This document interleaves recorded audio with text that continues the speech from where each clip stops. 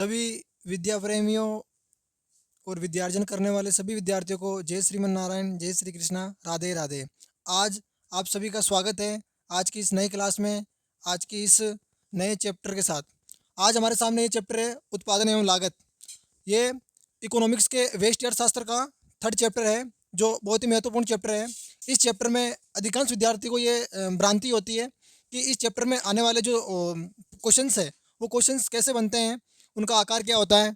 जब वो क्वेश्चंस उनकी शब्दावली बच्चों को समझ में नहीं आती है, तो आज मैं आपके सामने एक ऐसा टॉपिक का विश्लेषण करके लाया हूँ जिसको आपको पढ़ने में आसानी होगी, समझने में आसानी होगी और आप कम समय में भी इसको पढ़कर और अच्छे से परीक्षा में आने वाले सवालों के जवाब दे पाएंगे। आइए और हमारे साथ अब ज़्यादा बातें न कर हम इस पार्ट के सारे क्वेश्चनों को समझते हैं। मैंने वही प्रश्न लिए है जो बहुत ही महत्वपूर्ण है, इसलिए आप बने रहिएगा और बस एक रुचि के साथ पढ़िए। बोर समझ कैसा नहीं कि मुझे बस परीक्षा में पास होना, वो झंझट नहीं। आराम से शांति से पढ़िए, क्योंकि विद्या क्या है? विद्या ददाति विनयम। विद्या में विनय प्राप्त करती है, तो विद्या को जितना विनम्रता से हो सके उतना विनम्रता से पढ़ना है। सबसे पहले हमारे सामने टॉपिक है उत्पादन एवं लागत। उत्पादन एवं लागत क्या है? सबसे पहले हमने देखो उत्पादन, जब टॉपिक का नाम ही उत्पादन एवं लागत है तो सबसे पहले हम समझेंगे कि उत्पादन क्या है, उत्पादन एवं लागत से क्या तात्पर्य है, इसका क्या अभिप्राय समझिए। उत्पादन उत्पादन विभिन्न साधनों एवं वस्तुओं द्वारा नवीन वस्तुओं को उत्पन्न करना उत्पादन कहलाता है। देखो बिल्कुल सरल परिभाषा है। विभिन्न विभिन्न का मतलब होता है, विभिन्न का तात्पर्य क्या होता है? बहुत सारे, यानी अनेक, परंतु अलग अलग, छोटा बड़ा हो सकता है। तो अनेक अनेक साधनों एवं वस्तुओं द्वारा, जैसे मान लीजिए साधन कौन से, जैसे मान लीजिए साधनों के अंदर आपके भूमि श्रम है ना, आप जो मजदूरी करते हो, मेहनत करते हैं, जो लेबर मजदूर, तो उनकी जो मेहनत होती है वो श्रम के अंतर्गत आती है, साधन के अंतर्गत आ जाती है। जैसे गाड़ी हो गई बड़ी बड़ी, वही वस्तुओं के अंतर्गत आ गई। तो उनके द्वारा, उनके जैसे मान लीजिए आपके पास बाइक है, और बाइक के द्वारा, या फिर आपके पास जैसे मान लीजिए आपने खेत है, खेत के अंदर जुताई की ट्रैक्टर से, ट्रैक्टर साधन हो गया। तो उस जुताई से करने के बाद फिर क्या किया? जुताई करने के बाद फिर उसमें हमने फसल बोई, और फसल बोई तो फिर फसल बोने के बाद फिर एक नवीन जो बीज अंकुरित हुआ और उससे एक पौधा बना, और पौधे से अनेक मात्रा में हमें अनाज प्राप्त हुआ। तो वो क्या हो गया? उत्पन्न, मतलब नवीन वस्तुओं को उत्पन्न करना ही उत्पादन कहलाता है। तो कहने का तात्पर्य यह है कि विभिन्न साधनों एवं वस्तुओं द्वारा नवीन वस्तुओं को उत्पन्न करना उत्पादन कहलाता है। ठीक है, आगे समझ में, आगे चलते हैं। लागत, लागत क्या है? लागत किसे कहते हैं, है ना? What is this cost? लागत क्या होती है, ये कॉस्ट क्या होती है, इसको समझते हैं। तो लागत, जैसे मान लीजिए किसी भी चीज़ को खरीदना, जैसे मान लीजिए आप कभी कभी मार्केट जाते होंगे, तो मार्केट में जाने के बाद यदि आप कोई वस्तु खरीदते हो तो आप पूछते हो कि इसकी प्राइस क्या है ना? इसकी प्राइस क्या है, इसकी कीमत क्या है, इसके कितने पैसे लगेंगे। जो पैसे लगेंगे उसको ही लागत कहते हैं, उसको ही लागत कहते हैं। सरल शब्दों में ये है। अब देखो अर्थशास्त्र में इसका क्या अर्थ है? अर्थशास्त्र में लागत का अर्थ यह होगा, उत्पादन के लिए साधनों पर किया गया व्यय लागत कहलाता है। उत्पादन के लिए साधनों पर किया गया व्यय लागत कहलाता है। ये अर्थशास्त्र में इसकी परिभाषा हो गई। बाकी यदि आपको समझ में नहीं आ रहा हो तो बस आसानी से ये समझना है कि किसी वस्तु को खरीदने के लिए हम जो उसकी प्राइस देते हैं वही लागत होती है। ठीक है, परंतु अर्थशास्त्र के दायरे के अंदर, अर्थशास्त्र के अंतर्गत जो परिभाषा होनी चाहिए, जो डेफिनेशन होनी चाहिए, वो डेफिनेशन ये होनी चाहिए, उत्पादन के लिए साधनों पर किया गया व्यय। जैसे मान लीजिए ट्रैक्टर है, अब हमारे ट्रैक्टर से हम जुताई करते हैं, तो जुताई करने के लिए क्या करते हैं? जुताई करने के लिए जो कुदाली लगाते हैं पीछे, तो उसके लिए हम मान लो उसमें किसी प्रकार का कोई क्षतिग्रस्ती हो गई, तो उस क्षतिग्रस्ती की पूर्ति के लिए हम उसके ऊपर खर्चा करते हैं। वेमिस क्या होता है? वेमिस होता है खर्च। उसके ऊपर खर्च करते हैं, और खर्च करने के बाद फिर वो सुव्यवस्थित होती है, और सुव्यवस्थित के बाद हम उसका उपयोग करते हैं, और उपयोग करने के बाद फिर हम उसका उपभोग करते हैं, और उपयोग में लेकर फिर हम उसका उपयोग करते हुए हम हमारे उद्देश्य तक, गंतव्य तक पहुँचते हैं।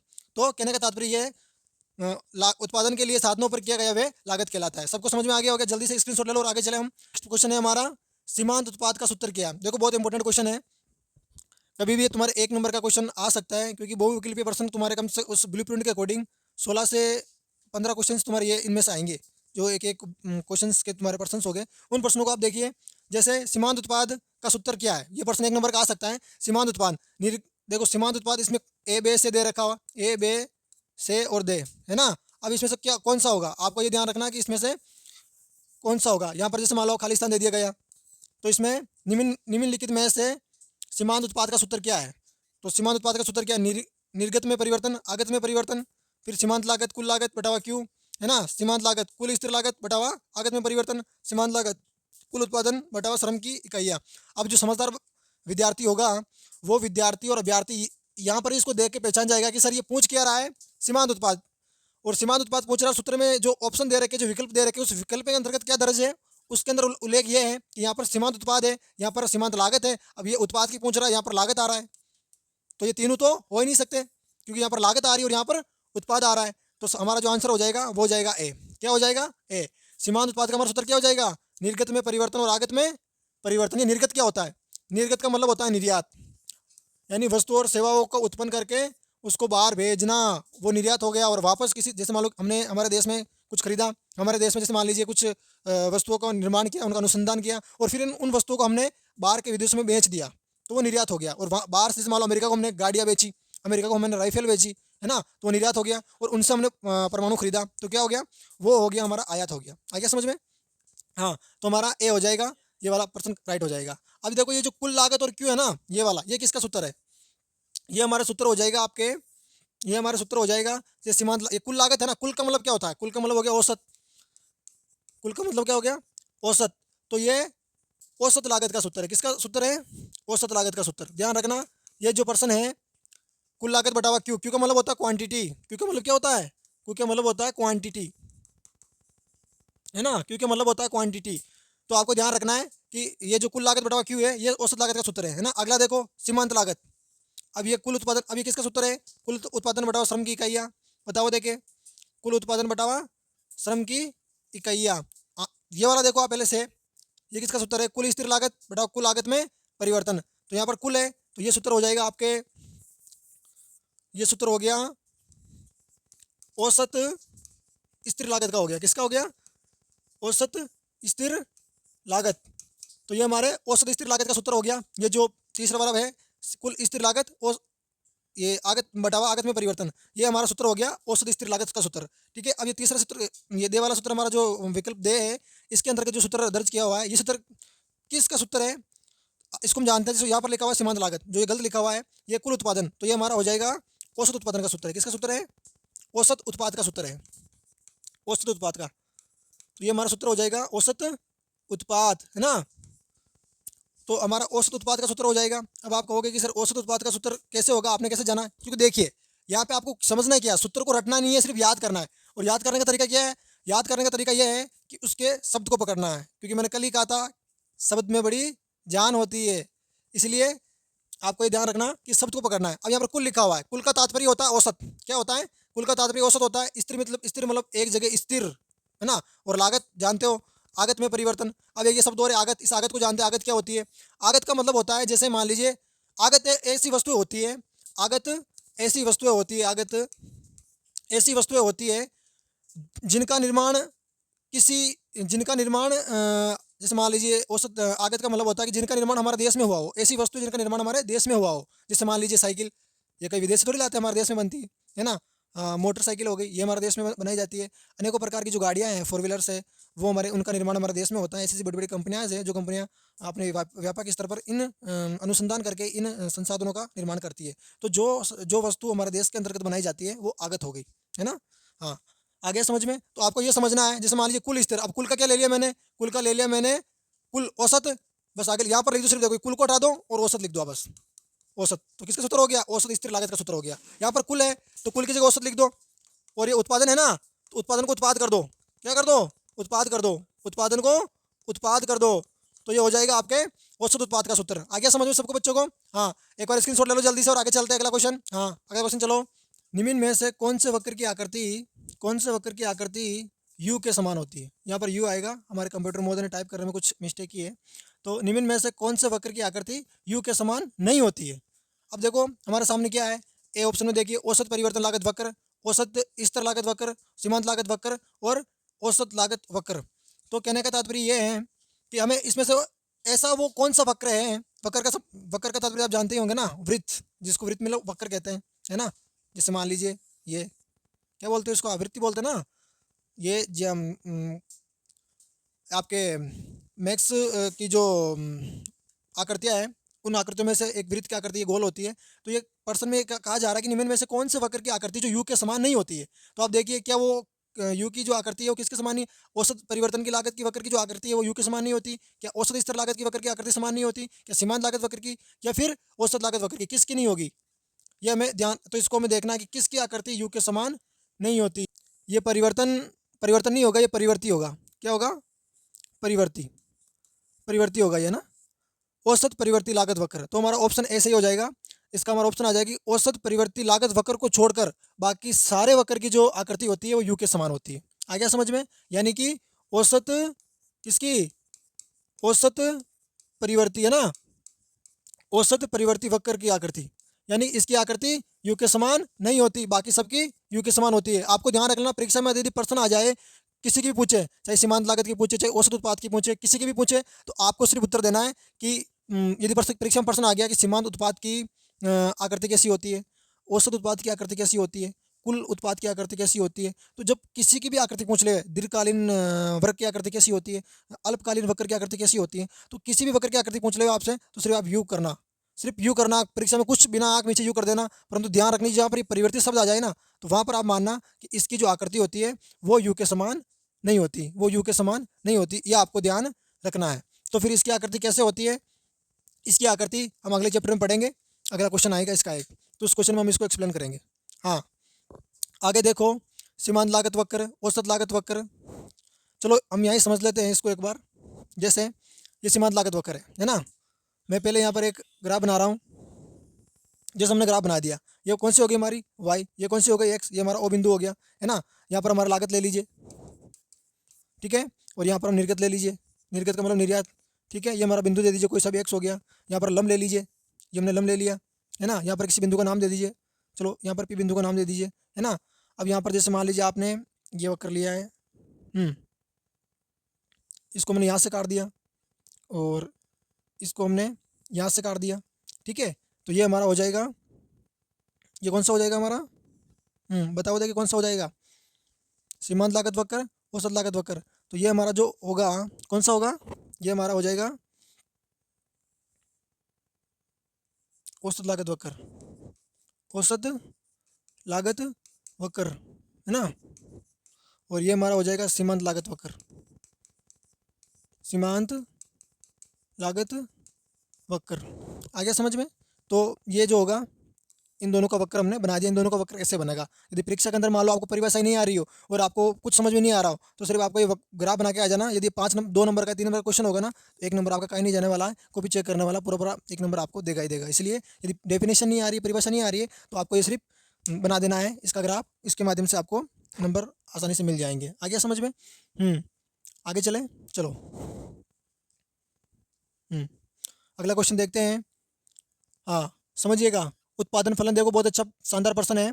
उत्पादन फलन एवं कारक को भी समझाइए। देखो मैंने ये प्रश्न जो है ना, मैंने मेरे हिसाब से बनाया है, उत्पादन फलन एवं कारक को भी समझाइए। अब ये उत्पादन फलन क्या होता है, ये कारक क्या होता है, कारक किसे कहते हैं। चलिए, फर्म द्वारा उपयोग में लाए गए आगतों तथा फर्म द्वारा उत्पादित निर्गतों के मध्य का संबंध, मध्य के है ना, यहाँ पर क्या लिखिएगा, मध्य के संबंध, निर्गतों के मध्य के संबंध को उत्पादन फलन कहते हैं। क्या कहते हैं?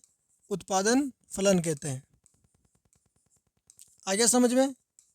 प्रश्न देखिए आप, उत्पादन फलन, फर्म द्वारा, फर्म मानो कोई उद्योग द्वारा उपयोग में, इस्तेमाल में लाए गए आगतों मतलब साधन। उद्योग लगाने के लिए आपको पता है, उद्योग लगाने के लिए किसकी जरूरत होती है, बुलडोजर की जरूरत होती है ना। जेसीबी वगैरह की जो बुलडोजर होते हैं उनकी ज़रूरत होती है, और साथ में ही ऐसे साधनों की ज़रूरत होती है जिनका उपयोग भारी वस्तुओं को एक स्थान से दूसरे स्थान पर ले जाने में उसका सहयोग ले सके। उनके लिए हमें किसका उपयोग करना है, उसके लिए उद्योग में जो उपयोग किया जाता है वो साधनों को किया जाता है। और उन साधनों को ही, और वो सारे साधन कहाँ के होने चाहिए, जिनका निर्माण हमारे भारत में हुआ हो, जिनका निर्माण हमारे भारत में हुआ हो, भारत से बाहर नहीं, जो भारत के अंदर बने हुए साधन हैं वो आगतों के अंदर आएंगे।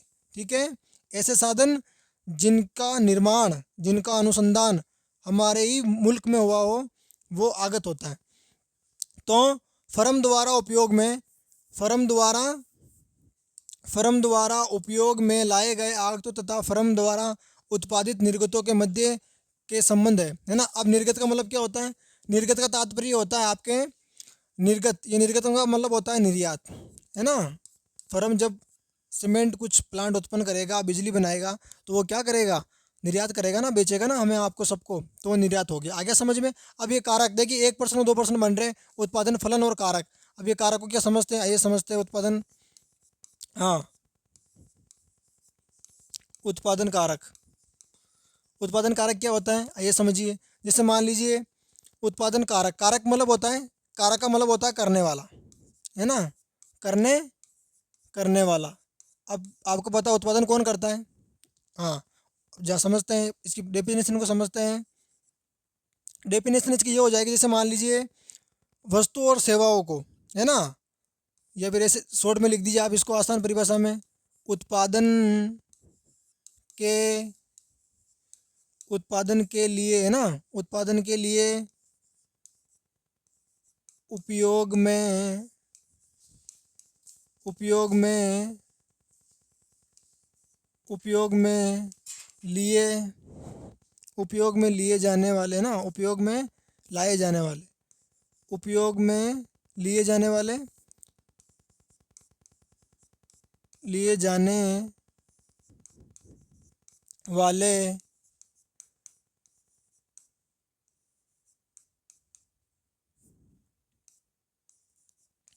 लिए जाने वाले साधनों को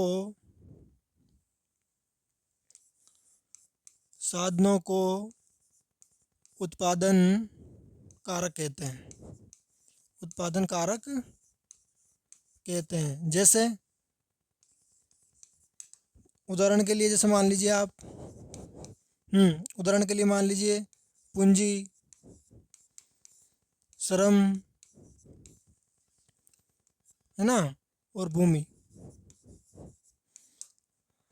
तात्पर्य देखो समझिए, कारक का मतलब होता है करने वाला, यानी कि उद्योग में जो कार्य करते हैं, करने वाले होते हैं। आपको पता है उद्योगों के अंदर श्रमिक होते हैं, मजदूर मजदूरी करते हैं, तो वो भी कारक के अंतर्गत आते हैं। बड़े बड़े जो साधन होते हैं जिनका उपयोग उत्पादन में कार्य करने के लिए लिया जाता है, तो उनका भी जो इस्तेमाल है आप उत्पादन कारक के रूप में हम करेंगे, क्योंकि वो उनका जो योगदान होता है वो उस उद्योग के अभिन्न अंग के रूप में होता है।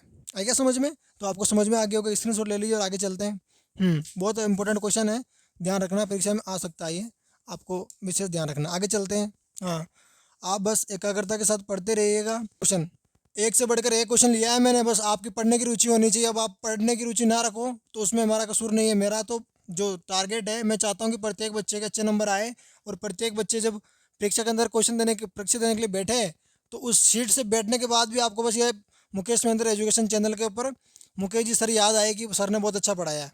हाँ, देखो बहुत इंपॉर्टेंट क्वेश्चन है ये भी। कोब डलगस के अनुसार उत्पादन फलन का समीकरण है। कोब डलगस, ये कोई वैज्ञानिक था, इसने एक समीकरण दिया था, उसका समीकरण कौन सा है? परीक्षा में पिछली बार आया नहीं, हो सकता है इस बार आ जाए ये प्रश्न, है ना। तो कोब डलगस के अनुसार उत्पादन फलन समीकरण क्या है? हाँ, क्यू बराबर x1 डैश x2 घातांक ए और बी, ये इसका सूत्र हो गया। क्या तात्पर्य होता है इसका? क्यू बराबर उत्पादन मात्रा, क्यू बराबर उत्पादन मात्रा, है ना। और ये आपके हो गया x1 बराबर कारक कारक एक की, है ना। यहाँ पर मैं हिंदी में लिख देता हूँ, इसको अंक में लिख देता हूँ, है ना, एक की मात्रा। हाँ, सब बच्चे अपने आराम एक ढंग से देख लेना, ढंग से पढ़ लेना। मैं कह रहा हूँ बहुत इंपॉर्टेंट क्वेश्चन है ये। पढ़ते समय आप एकाग्रता के साथ पढ़ेंगे, अटेंशन पोजीशन होगी आपकी, तब जाके ये समझ में आएगा, है ना। और a प्लस बी का हो गया एक। बस स्क्रीनशॉट ले लीजिए, बहुत इंपॉर्टेंट क्वेश्चन है ये, है ना। आगे सब बच्चों को समझ में, देखिएगा। हाँ, चलो अगले क्वेश्चन चलते हैं। अगला क्वेश्चन है आपके सामने, समोत्पाद समोत्पाद समो देखो, समोत्पाद वक्र किसे कहते हैं? समोत्पाद वक्र किसे कहते हैं? यदि ऐसा प्रश्न आ जाए परीक्षा के अंदर, यदि ऐसा परीक्षा के अंदर प्रश्न बन जाए वक्र का, जहाँ पर भी जिक्र आ जाए, जहाँ पर भी किसी भी प्रश्न में वक्र का मेंशन हो, तो मेंशन उत्पाद, है ना। यहाँ पर देखिए आप सम, इसकी डेफिनेशन को समझिए, क्योंकि शब्दों में ही सारा अर्थ छिपा होता है। क्योंकि शब्द जो होते हैं बहुत अनमोल होते हैं, और शब्दों के अंदर के शब्दों को जब हम देखते हैं बारीकी से तो इसके अंदर ही उत्तर उत्तर छिपा होता है। और इस छुपे हुए जो उत्तर को हमें ढूंढना है शब्दों के अंदर, और ढूंढ कर बाहर निकालना है, और बाहर निकाल के हमें उसको कॉपी के अंदर उसका उल्लेख करना है, जिससे हम हमारी परीक्षा में, हम हमारे उस इम्तिहान में कामयाब हो सके, जिन इम्तिहान को पारित और पास करने के लिए हमने 1 साल 1.5 साल और बचपन से पढ़ते आ रहे हैं, है ना। तो सम, देखो इसको इसको जब संधि विच्छेद करेंगे शब्द की, तो सम प्लस उत्पाद, यानी कि सम मतलब समान, उत्पाद मतलब प्रोडक्ट, जो उत्पाद, जैसे मान लीजिए आपके खेत में गेहूँ, गेहूँ उत्पाद हो गया, है ना, नमकीन उत्पाद हो गया, है ना, जो फल हो गया वो उत्पाद हो गया। तो देखिए वे उत्पाद जिसमें समान मात्रा में उत्पादन प्राप्त हो, वे उत्पाद जिसमें समान मात्रा में उत्पादन प्राप्त हो उसे सम उत्पाद कहते हैं। अब इसका यदि मान लो यदि वक्र आ रहा है ना, तो वक्र में आपको ध्यान वक्र जरूर बनाना है। यदि यहाँ पर लिखा हुआ नहीं भी है तो भी आपको वक्र बना देना है, मैं यहाँ बना रहा हूँ। आपको वक्र बना देना है। वक्र का मतलब होता है ग्राफ बना देना है आपको बस। यहाँ पर आप एक्स बिंदु ले लीजिए, एक्स से ना, ये आपका एक्स ये हो गया आपका वाई एक्स, ओ बिंदु हो गया। ये आपका बिंदु, मध्य बिंदु ले लीजिए आप, कोई भी पी दे दीजिए इसको नाम, है ना। और ये आपका, क्योंकि किसका आकार का होता है, यू का आकार का होता है, आप जानते हो सब बच्चे। समानुपात जो होता है वो यू के आकार का होता है, तो हमने यू का आकार का बना दिया। और यहाँ पर आप लिख दीजिए समानुपात, क्या लिखोगे, समानुपात। तो ये हमारा आंसर हो गया, है ना। तो आपको ध्यान रखना है, यदि परीक्षा के अंदर समानुपात का वक्र पूछ ले तो आपको परिभाषा ये लिखनी है, इसको छोड़ देना है। जिसमें समान मात्रा में उत्पादन प्राप्त होता है उसको समानुपात वक्र कहते हैं। चित्र के माध्यम से समझाइए, यहाँ पर आगे अगर चित्र के माध्यम से समझाइए, चित्र के माध्यम से समझाइए, तो आपको समझना है, आपको ये वक्र जरूर बनाना है। आगे समझ में, ये ग्राफ जरूर बनाना है। हाँ आगे चलो, समझ में आएगा सब बच्चों को स्क्रीनशॉट ले लीजिएगा, आगे चलते हैं। सब बच्चे बस एकाग्रता से पढ़ा करिए, क्योंकि पढ़ने में ही बढ़ने की शक्ति होती है। और जब बढ़ते हैं तो अपने अरमानों को पूरा कर जाते हैं, और जब अरमान पूरे होते हैं तो खुशी की एक लहर चमक जाती है। हाँ, क्योंकि अब देखिए प्रश्न, अगला प्रश्न देखिए, स्थिर लागत, स्थिर आगत, परिवर्ती आगत, परिवर्ती लागत से क्या तात्पर्य है। अब देखिए जो प्रश्नों ने, अब आप जब किताब को, जब संजीव को, जब डैशबोर्ड को खोलेंगे ना, तो आप उसके अंदर अलग अलग प्रश्न दे रखे होंगे। अलग अलग प्रश्न कैसे दे रखे होंगे, अलग अलग प्रश्न दे रखे होंगे। जैसे मान लीजिए ये स्थिर लागत किसे कहते हैं समझाइएगा, स्थिर आगत किसे कहते हैं समझाइएगा, परिवर्ती आगत किसे कहते हैं समझाइएगा, है ना, और परिवर्ती लागत किसे कहते हैं समझाइएगा। अब ये कितने प्रश्न हो गए, 1 2 3 और 4, 4 प्रश्न हो गए। अब मैंने इन चारों प्रश्नों को एक ही प्रश्न में ले लिया, और एक ही प्रश्न में लेकर मैंने इनकी डेफिनेशन, इनका जो अर्थ है वो मैंने एक ही क्रम के अनुसार कर दिया, ताकि आपको समझने में आसानी हो, है ना, आसान। तो आप इसको समझोगे, पढ़ोगे और क्रम से समझोगे ना, तो आपको याद करने में जो आप बोरिंग होते हो वो आप नहीं होंगे। हाँ समझिएगा। अब स्थिर लागत, ये लागत क्या होती है, स्थिर लागत देखो, उत्पादन के स्तर, उत्पादन के स्थिर साधनों पर, उत्पादन के स्थिर साधनों पर किया गया, उत्पादन के स्थिर साधनों पर किया गया व्यय स्थिर लागत कहलाती है। प्रश्न को समझिएगा। स्थिर, स्थिर का मतलब क्या होता है, जैसे मान लीजिए पत्थर, आप जिस स्थान पर पत्थर को रख दोगे, पत्थर निर्जीव होता है, जिस स्थान पर रखोगे वो वहीं रहेगा, कहीं चल के जाएगा नहीं, वहीं रहेगा, है ना। जहाँ पर आप उसको रख दोगे वो उसी अवस्था में रहेगा। उसी प्रकार स्थिर, ये कह रहा है कि स्थिर लागत क्या है। स्थिर लागत का मतलब होता है जो कभी बदलती नहीं है, जो अपरिवर्तनशील होती है, वही स्थिर लागत होती है। पर इसका अर्थशास्त्र में अर्थ क्या हो गया, उत्पादन के स्थिर साधनों पर, उत्पादन के जो स्थिर साधन है, जैसे मान लीजिए भूमि, भूमि क्या है, स्थिर साधन है। भूमि कहीं जाती है क्या, कहीं छोड़ के हम चले जाते हैं, जिस भूमि के लिए हम लड़ लड़ के मर जाते हैं, लेकिन वो भूमि कभी मरती नहीं, वो भूमि हमेशा अनंत काल तक, अनादि काल तक रहती है। इसीलिए भूमि क्या होती है, भूमि स्थिर होती है, स्थिर साधन होती है। इसीलिए उत्पादन के स्थिर साधनों पर किया गया व्यय, यानी कि उत्पादन के जो स्थिर साधन हैं उनके ऊपर किया गया खर्च, जो किया गया खर्च है वो क्या है, स्थिर लागत है। वो क्या है, स्थिर लागत है उत्पादन के क्या है, भूमि भूमि एक उत्पादन का साधन है और वो स्थिर होती है। और जब हम उस पर कुछ भी खर्च करते हैं और उसमें कुछ भी निवेश करते हैं तो वो हमें दुगना करके देती है ना। तो हम जितना खर्च करेंगे उससे हम दुगना देगी देगी हमारी जो धरती माता है। वो क्या हो गया, वो हमारा स्थिर साधन हो गया। तो उत्पादन के स्थिर साधनों पर किया गया व्यय खर्च स्थिर लागत कहलाता है। आ गया समझ में? हाँ, स्थिर आगत। अब ये आगत क्या है? आगत, पहले इस शब्द को समझिए, ये लागत है, ये आगत है। आगत का मतलब क्या होता है? आगत का मतलब होता है, जैसे मैंने बताया था अभी परीक्षा सवाल के अंदर, ऐसी वस्तुएं, ऐसी सेवाएं जिनका निर्माण किसी क्षेत्र, किसी गांव, किसी राज्य या फिर किसी देश के भीतर हुआ हो, उसका निर्माण विदेश में ना हुआ हो। यानी किसी देश के भीतर या परिवेश में निर्मित होने वाली वस्तुओं को ही आगत वस्तुएं कहते हैं। आया समझ में? अब इसकी डेफिनेशन को समझिए। अल्पकाल में एक फर्म, अल्पकाल में एक उद्योग जिन आगतों में यानी कि जिन साधनों में परिवर्तन नहीं कर सकता उन्हें स्थिर आगत कहते हैं। उन्हें क्या कहते हैं? स्थिर आगत। फर्म क्या होता है? जैसे मान लीजिए अल्पकाल, कम समय के माये जो एक फर्म है, जिन आगतों में यानी जिन जो साधन होते हैं उनमें परिवर्तन नहीं कर सकता, स्थिर है ना। जैसे मान लीजिए आपने किसी उद्योग में जाके आपने किसी उद्योग में किसी फर्म के साथ आपने साझेदारी की, समझौता किया और उनके साथ आपने एक अनुबंध किया कि हमारे पास एक जो साधन है, बुलडोजर है, उसको लगाना है 1 साल के लिए। फिर वो आपके साथ अनुबंध करेगा, है ना। फिर स्थिर कर देगा। जब वो फर्म कहेगा कि मुझे 1 साल में लॉस हुआ, मैं इस साधन को नहीं चला सकता यहाँ पे, तो फर्म नहीं चल, ये नहीं कहेगा, क्योंकि अनुबंध हो रखा है। यदि उस फर्म को लॉस हो रहा है या हानि हो रही है, वो आपको जो अनुबंध हुआ है उस अनुबंध के अकॉर्डिंग आपको आपकी आय देगा। वो आपकी आय में कटौती नहीं कर सकता।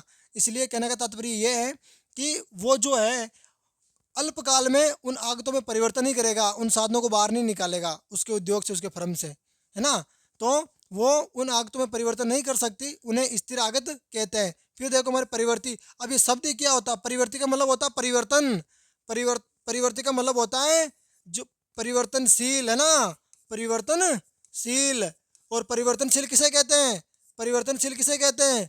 परिवर्तनशील उसे कहते हैं जो आज आज कुछ और है, कल कुछ और।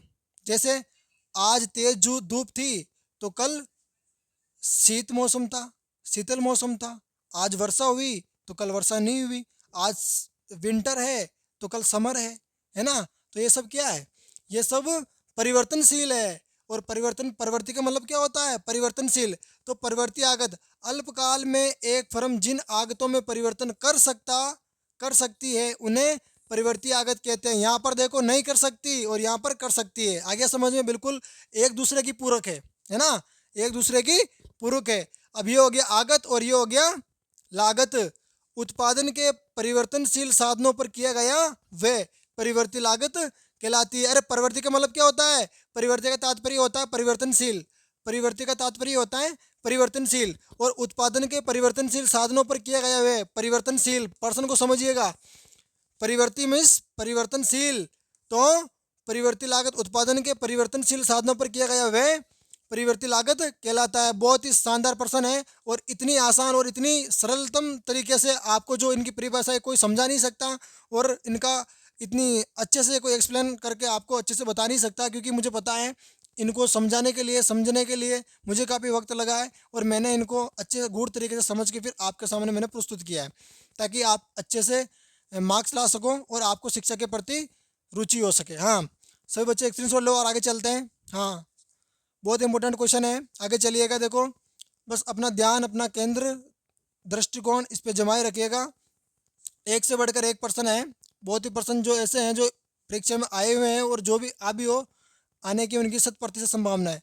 अगला क्वेश्चन देखिए, दीर्घकाल अल्पकाल से क्या तात्पर्य है? इनके वक्रों की आकृति कैसी होती है बताइएगा। देखो, फिर प्रश्न आ गया, वक्रों की आकृति। किसकी आकृति? वक्रों की आकृति। फिर वही प्रश्न आया है।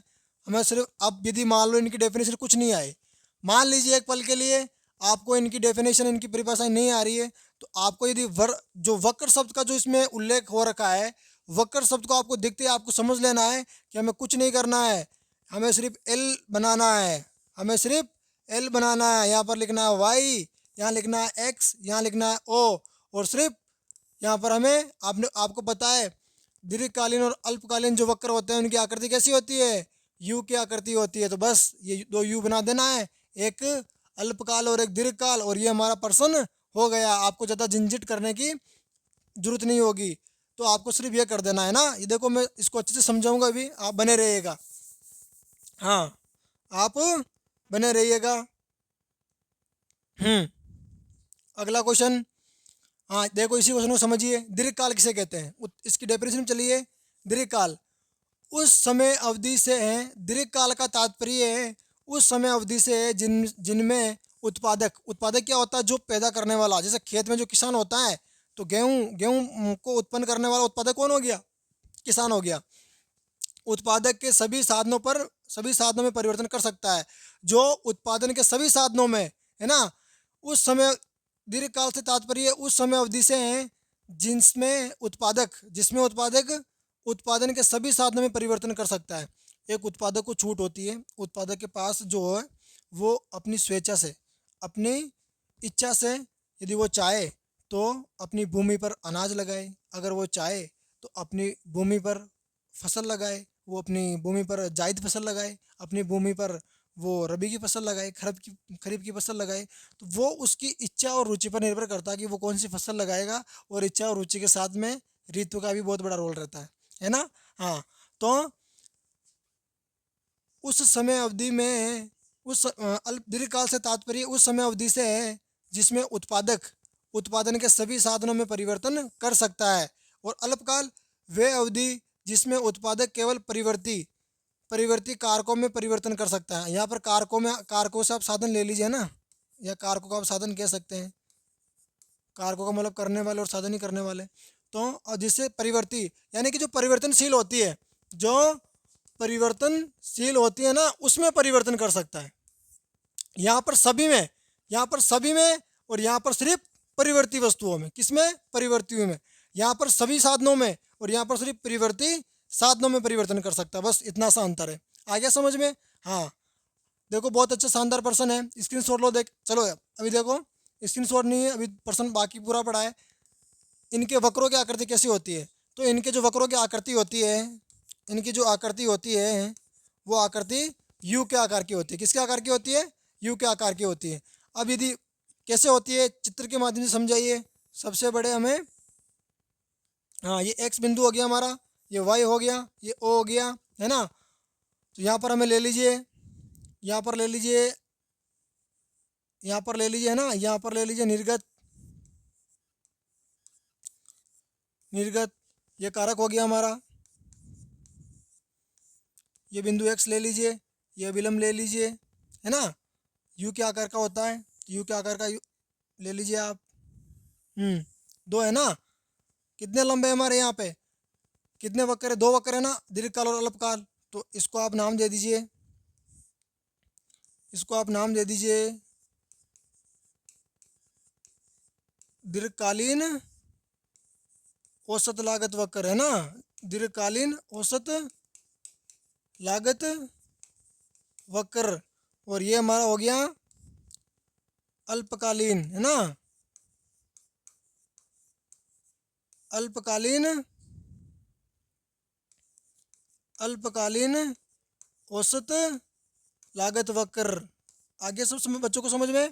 देखो बहुत इंपॉर्टेंट प्रश्न है, आपको समझना। ये पूरा जो प्रश्न है मैंने अच्छे से समझा दिया है, और आपको भी अच्छे से समझने की प्रयास करना है। और यदि परीक्षा के अंदर जहाँ पर वक्र का उल्लेख आए, वहाँ पर आपको ये ग्राफ जरूर बनाना है ना। हाँ, आगे सबको समझ में बच्चों को। एक बार स्क्रीन शॉट लो जल्दी से, और जहाँ पर समझ में नहीं आ रहा वो कमेंट करके अपनी समस्या को आप बता सकते हो कि सर मुझे यहाँ समस्या आ रही है, ये समझ में नहीं आ रहा है। हाँ, सभी बच्चों ने स्क्रीन शॉट ले लिया होगा। आगे चलते हैं, कम समय में अच्छी उपलब्धि हासिल कर सके, ये हमारा प्रयास है। इसलिए आप भी अपना समय को कीमती समझते हुए निरंतर आगे की ओर चलते रहिएगा। हाँ, चलते हैं आगे। अगला क्वेश्चन देखिएगा। कुल उत्पाद, औसत उत्पाद, सीमांत उत्पाद का क्या सूत्र है। कुल उत्पाद, औसत उत्पाद, सीमांत उत्पाद का क्या सूत्र है। हाँ देखिएगा, औसत उत्पाद। अब आप कहोगे कि सर ये कुल उत्पाद का सूत्र कहाँ है, तो आप ध्यान रखना कि जो ये कुल उत्पाद है, ये जो कुल उत्पाद है बच्चों, ये कुल उत्पाद, ये कुल उत्पाद प्रिय विद्यार्थियों, ये कुल उत्पाद से ही, यानी इससे ही, इस कुल उत्पाद से ही, कुल उत्पाद से हमारी क्या बनती है, कुल उत्पाद से हमारी सीमांत उत्पाद निकलती है। क्या निकलती है? सीमांत उत्पाद निकलती है। और कुल उत्पाद से ही हमारी औसत उत्पाद निकलती है। क्या निकलती है? औसत उत्पाद निकलती है। औसत उत्पाद निकलती है। यदि आपको आप कहोगे कि सर कैसे निकलेगी, तो वो हम अगले क्वेश्चन में समझेंगे।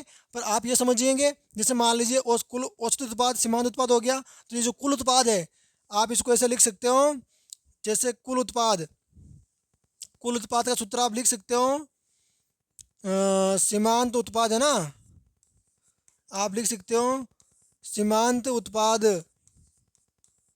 सीमांत उत्पाद है ना, सीमांत उत्पाद प्लस प्लस सीमांत, सीमांत उत्पाद। बस 2 बार सीमांत उत्पाद लिख दीजिए, ये इसका सूत्र हो गया। आ गया समझ में? क्योंकि सीमांत उत्पाद से ही कुल उत्पाद से ही सीमांत उत्पाद, सीमांत उत्पाद से औसत उत्पाद, कुल उत्पाद से औसत उत्पाद, और फिर कुल उत्पाद से सीमांत उत्पाद, और सीमांत उत्पाद से ही वापस कुल उत्पाद का निर्माण होता है। हाँ, सीमांत उत्पाद सूत्र देखिए, निर्गत में परिवर्तन और आगत में परिवर्तन। बहुत इंपॉर्टेंट क्वेश्चन है, स्क्रीनशॉट ले लीजिए, देखा आगे चल के समझते हैं हम क्वेश्चन को। बहुत इंपॉर्टेंट क्वेश्चन, बहुत इंपॉर्टेंट क्वेश्चन है, आप एक बार देखिएगा और समझिएगा। इतना इंपॉर्टेंट क्वेश्चन है कि परीक्षा के अंदर मैं लिख के दे सकता हूँ 100%, 100%, 1% आएगा ये, है ना, 100% ये पर्सन आएगा। और इसी में से अगर ये नहीं आएगा, पर ये ही पर्सन आएगा, लेकिन इसमें कुछ वो डाटा चेंज कर देगा, है ना, पर पर्सन यही आएगा, 1% ये आएगा, आपके 6 नंबर का पर्सन आ सकता है। मैं लिख के, ये 6 नंबर का पर्सन आ सकता है, आप इसको अच्छे से पढ़िएगा। देखिए ये तालिका हो गई हमारी, ये क्या हो गई, तालिका हो गई। ऐसी तालिका आ जाएगी, निम्न तालिका को पूरा कीजिए, तालिका आ जाएगी, है ना, निम्न तालिका को पूरा कीजिए। ये देखो ये तालिका आ जाएगी पूरी, ये तालिका आ जाएगी, निम्न तालिका को पूरा कीजिए, निम्न तालिका को पूरा कीजिए। अब मैंने आपको बताया था करना क्या है। अब देखो हमारे पास में ये डैश डैश दे रखा होगा, यहाँ पे क्या आएगा, है ना, ये डैश डैश दे रखा, ये खाली दे रखा होंगे, ये 2 जो खंड होंगे हमारे, ये खाली दे रखे होंगे हमें, और हमें ये ज्ञात करना होगा। हमारे सामने ये प्रश्न होगा कि निम्न तालिका को पूरा कीजिए। ये अधूरी पड़ी है ना, इसको पूरा करना है। पूरा कैसे करना है? जैसे मान लीजिए ये क्या है, कुल उत्पाद। क्या है? कुल उत्पाद। तो हमें क्या करना है, अब औसत उत्पाद को याद करने के लिए क्या करते हैं, औसत उत्पाद को याद करने के लिए हम कारक इकाइयों का, कारक इकाइयों को कुल उत्पाद से विभाजित करने पर जो हमें प्रतिफल प्राप्त होता है, वही हमारा औसत उत्पाद होता है, वही हमारा औसत उत्पाद होता है। जैसे मान लीजिए हमने 0 का भाग, जैसे मान लीजिए हम 0 है, तो अब हम 0 भाग, है ना, 0 0 भाजित 0, तो क्या आ जाएगा, बराबर 0 आ गया, है ना। इसका भाग इसमें देगा तो 0 आ जाएगा ना, तो ये हमारा 0 आ गया। 1 का भाग हम 8 में देंगे, है ना, 1 का भाग हम 8 में देंगे। अरे ये जो 1 है, हम इस 1 को भाग करेंगे, इस 1 को, इसका 1 का भाग देंगे, यानी कारक का भाग देंगे कुल उत्पाद में। 1 का भाग हमने 8 में दिया तो कितनी बार गया, 8 बार। 2 का भाग हमने 16 में दिया, कितनी बार गया, कितनी बार गया, 2 चौके 2 अट्टे 16, कितनी बार गया, 8 बार। 3 का भाग हम 33 में गया तो कितनी बार गया, 11 बार, है ना। 4 का भाग हमने 40 में दिया तो कितनी बार गया, 10 बार। 5 का भाग 45 में गया तो कितनी बार गया, 9 बार। आ गया समझ में? तो ये क्या आ गया, क्या आ गया ये, यानी कि 0 8 8 11, है ना, और ये आ गया हमारा 10 और ये 9। देखो ये हमारे औसत उत्पादन आ गया। ये हमारा क्या आ गया, ये हमारा औसत, ये उत्पादन। बच्चों देखो यहाँ पर उत्पाद लिखिएगा, टाइप करने में मिस्टेक हुई है। तो जो औसत उत्पाद हमारा ये आ गया। अब हमें निकालना क्या है, सीमांत उत्पाद। अब सीमांत उत्पाद कैसे निकलेगा, इसको ध्यान से देखना। देखो सब ध्यान से समझने का प्रयास करना कि ये सीमांत उत्पाद कैसे करेंगे। जैसे औसत उत्पादन को याद करने के लिए हमने कारक इकाइयों का विभाजन कुल उत्पादन में विभाजित करने पर हमें औसत उत्पादन का प्राप्ति होती है। उसी प्रकार हम कुल सीमांत उत्पादन को प्राप्त करने के लिए हम क्या करेंगे, कुल उत्पादन की दी गई इकाइयों में से क्रमिक रूप से घटाने पर प्राप्त प्रतिफल को ही सीमांत उत्पादन कहते हैं। हाँ, तो सीमांत उत्पादन क्या होगा, जैसे मान लीजिए ये जीरो है। अब पहले सबसे शीर्ष पे क्या है, जीरो है, तो हम जीरो को जीरो उतार देंगे। ठीक है। अब ये 8 है। अब 8 में से जीरो गया तो 8 हो जाएगा। उसी प्रकार 16 में से 8 गए तो 8 हो जाएगा। 16 में से 8 गए तो 8 हो जाएगा। यहाँ पर कितने, 33 है। कितने हैं, 33। अब 33 में से 16 गए तो कितने बच जाएंगे, 33 में से 16 बच जाएंगे, 16 गए तो 17 बच जाएंगे। कितने बच जाएंगे, 17। देखिए 17 बचेंगे क्या, है ना। मेरी गणित थोड़ी कमज़ोर है, आप बताओ देखिए कितने बचेंगे। हाँ, फिर देखिए, फिर 40 में से 33 गए तो कितने बचेंगे, फिर 40 में से 33 गए तो कितने बचेंगे, 7 बचेंगे। कितने बचेंगे, 7 बचेंगे। हाँ, फिर देखिए 45 में से 40 गए तो कितने बचेंगे, 5 बचेंगे। कितने बचेंगे, 5। तो देखिए परीक्षा के अंदर कहा गया था कि निम्न तालिका को पूरा कीजिए, तो हमने सिर्फ 2 खंडों से, 2 भागों से, यानी कारक और कुल उत्पाद से हमने औसत उत्पाद और हमने सीमांत उत्पाद को ज्ञात किया है। परीक्षा के अंदर 6 नंबर का क्वेश्चन आ सकता है, आपको अच्छे से समझना है। कैसे किया, दोबारा समझिएगा एक बार। यानी कि इसको मैंने इसमें भाग दिया तो हमारी औसत उत्पाद उत्पाद आ गया, और फिर हमने इसको क्रमिक रूप से एक संख्या को दूसरी संख्या से घटाने पर जो प्रतिफल प्राप्त हुआ है वो हमारा सीमांत उत्पाद आया है। आगे समझ में, तो सीमांत उत्पाद क्या होता है, कैसे निकालते हैं इसको, ये आपको समझ में आ गया होगा। बहुत इंपॉर्टेंट क्वेश्चन है, स्क्रीनशॉट लीजिएगा और आगे बढ़ते हैं, है ना। हाँ, जब मैं रिवीजन करवाऊंगा इसका तो इसको अच्छे से समझाऊंगा और अच्छे से समझाऊंगा, बस आप समझिएगा। हाँ, चलो आप बने रहिएगा और बस निरंतर अपनी चित्तवृत्ति से और एकाग्रता से पढ़ते रहिएगा। बस मैं यही आपसे उम्मीद करता हूँ, है ना। हाँ, चलो आज के लिए बस इतना ही।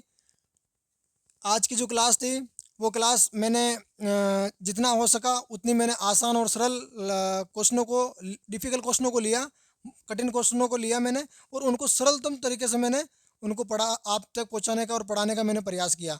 मैं आपको बताता हूं कि जब तक आपके एग्ज़ाम होंगे उससे पहले पहले मैं एक बार रिवीजन भी करवा दूंगा, और रिवीजन के उस दौर में आपको मैं इतने अच्छे से समझा दूंगा कि आप परीक्षा में जाओगे तो भूल ही नहीं पाओगे। जितना समझोगे, जितना उसको देखोगे और समझ कर अपने मनन करोगे ना, तो मैं लिख के दे सकता हूँ परीक्षा में यदि आप बैठोगे और यदि आप चाहकर भी यदि आपको क्वेश्चन कहोगे ये दिमाग से निकल जाए, फिर भी वो दिमाग से क्वेश्चन नहीं निकलेगा। क्योंकि हमारे यहाँ पर महेंद्र मुकेश एजुकेशन पे जो ये प्लेटफॉर्म है, इस प्लेटफॉर्म पे सिर्फ बच्चों को आकर्षित करने के लिए यहाँ पर अध्यापन नहीं कराया जाता। यहाँ पर बच्चों को, बच्चे के भविष्य के लिए, उज्जवल भविष्य के लिए यहाँ पर अध्यापन कराया जाता है। और हमारा टारगेट बच्चों को जोड़ना नहीं होता। मेरा टारगेट, मेरा लक्ष्य, मेरा उद्देश्य आपकी खुशी, आपके माता पिता की खुशी और आपकी कामयाबी की खुशी में ही मेरी खुशी है। और आपकी कामयाबी की खुशी में ही इस मुकेश महेंद्र चैनल, ये प्लेटफॉर्म है, इनके सभी सदस्यों की खुशी है। मैं चाहता हूँ आप बने रहिएगा और लगन से पढ़ते रहिएगा। सभी को एक बार, विद्यार्थियों को, ज्ञानार्जन करने वाले को, सभी प्रेमियों को मेरा जय श्रीमन नारायण, जय श्री कृष्णा, राधे राधे। मिलते हैं नेक्स्ट क्लास में।